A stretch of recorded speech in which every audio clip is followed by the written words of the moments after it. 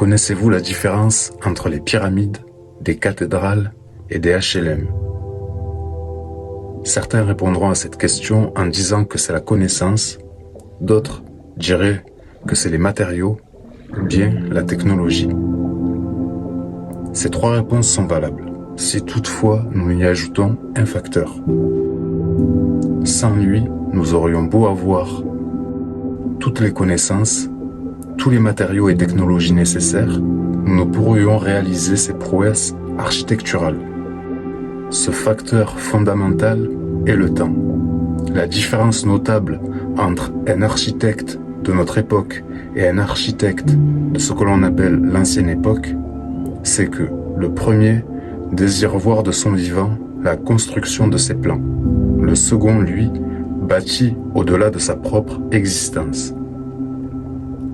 Si bien que ces monuments ont pris non pas une vie, mais des siècles, jusqu'à 6 pour certaines, seulement en Europe.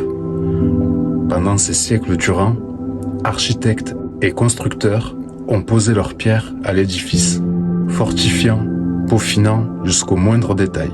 Notre vision de la vie définit nos actions, nos intentions. Ibn Arabi, Ben Aliwa s'inscrivent dans ce schéma. Ce sont des architectes de la pensée, et qui, de leur temps, étaient incompris. Tellement leurs plans, donc leur chemin, paraissait être semé d'embûches, insaisissables, et que, in fine, ne menait à nulle part. Pourtant, à l'heure où je vous parle, Ibn Arabi et Ben Aliwa n'ont jamais autant inspiré ce que vulgairement nous appelons des disciples. Comme les cathédrales, leurs pensées traversent le temps, en transmettant cette flamme d'époque en époque et en y ajoutant tour à tour leur pierre à l'édifice. Édifice qui est notre foi à un créateur unique, avec pour intention la recherche du beau, du juste, qui est l'essentiel. Et l'essentiel est le tout. Le tout est le créateur. Vous pouvez écouter ce que Ibn Arabi et Ben Aliwa disent sur tel ou tel sujet, mais le chemin qu'ils ont emprunté nous en dit encore plus. Certains disent et affirment qu'il faille être érudit pour prétendre connaître Dieu. Pourtant, le chemin de Ben Aliwa, qui est la suite d'Ibn Arabi, n'est pas un chemin d'érudit. Bien au contraire, Ben Aliwa n'a lu que 3 fois le Coran et n'a pas eu de son vivant de disciple. Non pas parce que il ne le souhaitait pas, bien que c'est ce que déduisent les personnes qui l'étudient, mais parce qu'il sait que son enseignement ne serait sans doute pas compris à son époque. Ce n'est donc pas parce que l'on ne comprend pas un message que celui-ci est faux. Et peu importe le chemin, puisque, inexorablement, nous retournerons au Créateur. Je vais être franc avec vous. Je ne suis pas youtubeur, bien que depuis un certain temps, j'essaie de travailler sur le format de mes vidéos. Mais ce sont avant tout des vidéos à cœur ouvert. Certains pourraient penser que ça ne paie pas à chaque fois. Pour ma part, c'est dans ce miroir que je peux me comprendre. Je ne suis pas là pour juger, mais comprendre l'autre, car il est moi. Et tous les deux sommes le Créateur. Je ne dis pas qu'on est lui, je dis qu'il est nous sans que l'on soit lui.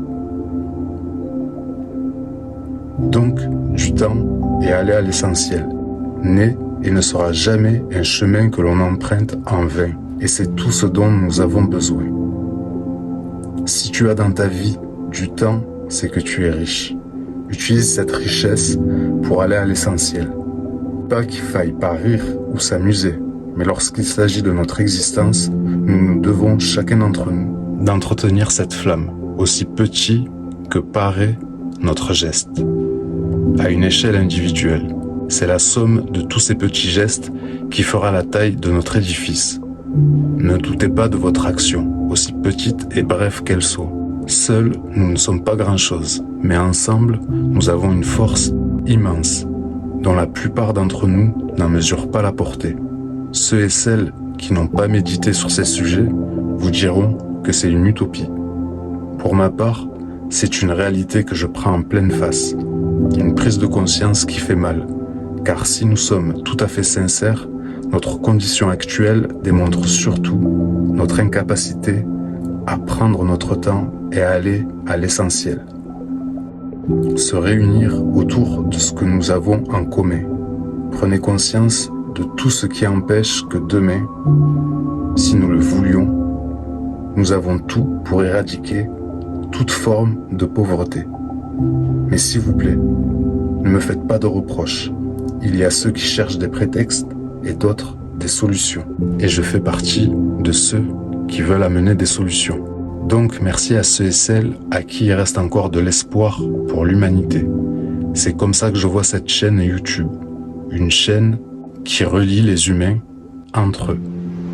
Ceux qui ne veulent pas de cette division, qui mène à ces guerres et à la pauvreté. Aujourd'hui, nous sommes petits et je continuerai de faire en sorte que cette communauté grandisse, avec pour arme la vérité, même si je sais, elle peut sembler douloureuse et amener au déni, preuve que certains ont beaucoup à perdre et résument leur existence à une réalisation personnelle, individuelle, qui nourrit seulement des intérêts personnels. Or, nous n'avons qu'à observer le monde et son histoire pour comprendre à quoi tout cela nous a menés et où cela nous mène et nous mènera dans le futur si nous n'avons pas ce sursaut. Allons-nous attendre encore une fois que l'histoire se répète? Ou allons-nous, pour de bon, être acteurs de cette humanité? Ça peut paraître paradoxal sur certains angles de vue, mais il n'y a rien à réformer à l'extérieur de nous, car tout y est parfait. Cette réforme doit se passer en nous-mêmes, et alors nous découvrirons la véritable force qui se cache en chacun de nous. Il n'est pas question de discipline, car nul besoin de discipline quand on est conscient du danger. Il est alors naturel de s'en écarter. Merci d'avoir écouté, prenez soin de vous, à bientôt.